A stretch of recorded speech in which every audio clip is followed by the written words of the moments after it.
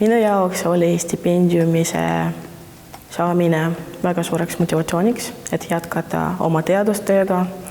Et see näitas, et minu uurimisteema on oluline ka ühiskonna jaoks. Ettevõtte stipendiumi väljapanemisel aitavad kaasa suuresti firmade ja ülikoolide vahel koostööle.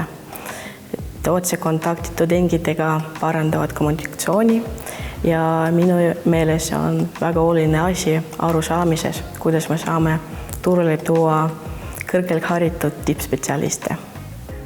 Omakorda tudengid stipendiumi pälvimisel saavad võimalust tutvuda uute inimestega ja uurida, mis oma valdkonnas toimub.